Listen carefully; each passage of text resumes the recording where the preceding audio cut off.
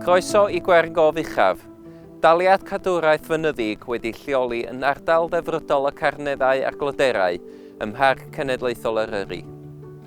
Wedi leoli ar lannau Llunogwen, mae'n ymestyn hyd at ochrau Tryfan a'r Glyderau.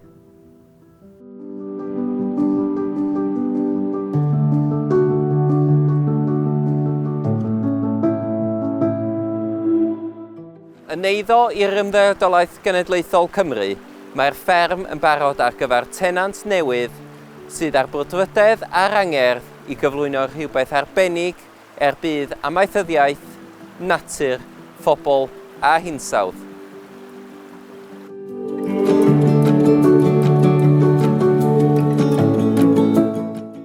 Menter argyfeirio lwyddiannus sydd wedi ei sefydlu yma yw'r gwersylla a'r byncws.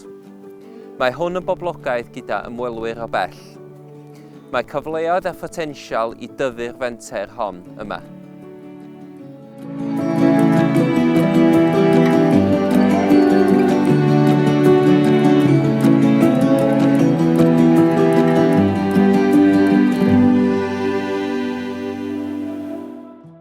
Wel Dewi, ti wedi bod yn gweithio yn yr ardal yma o Gwern Gof Uchaf ers blynyddoedd.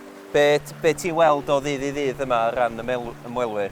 Wel, yr amser dwi wedi bod yma, mae o'n andros o le prysur. Un o'r llefydd mwyaf prysur yn Eryri, swn i'n dweud.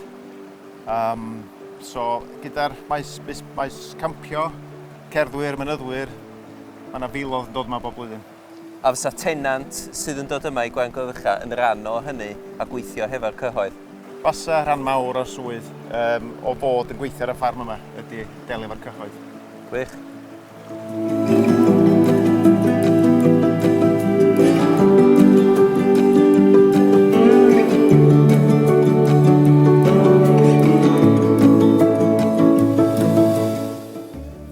Dewi, mae cadwraeth yn rhan bwysig yma yn Gwern Gof Uchaf.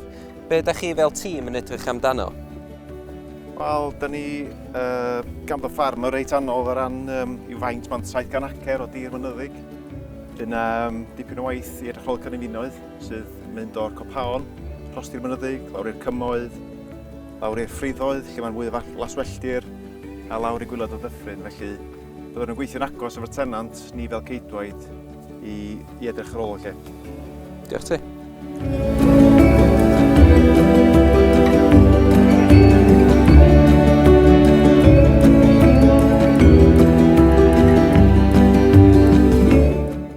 Os oes gennych brofiad yn y maes amaethyddiaeth a chadwraeth i helpu natur i ffynnu, byddai'r Ymddiriedolaeth Genedlaethol yn awyddus i glywed gennych.